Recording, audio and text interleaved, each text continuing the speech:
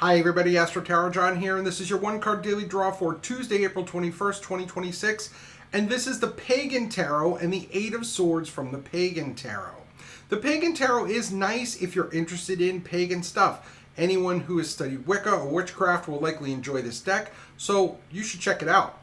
The Eight of Swords is about limitation. On the Rider-Waite-Smith, you'll see a woman who is bound up, and if she would move just a little bit to the left or right, one of the swords would free her, but she chooses not to do that. This is a card that represents really the limitations that we place on ourselves, or sometimes where we paint ourselves into a corner. I also call this card the Yahoo card because Yahoo stands for you always have other options. And if you're asking if the search engine Yahoo came up with this, yes, they did.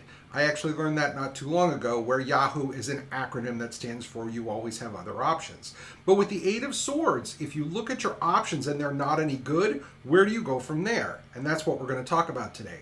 So the first piece of advice I have for you is, you're going to find times when all the options you have suck, when you really have painted yourself into a corner. So instead of trying to find an option that's not going to suck after a time, pick an option so you can at least start the process, even if it's unpleasant, so you can get it over with sooner. The longer you take with all these ideas whirling around in your head, the longer the entire process is going to take, and it's just going to delay the suckage.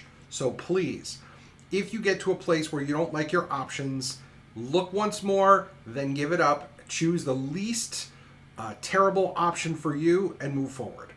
The second thing I'm going to say here is that you are the only limiting factor.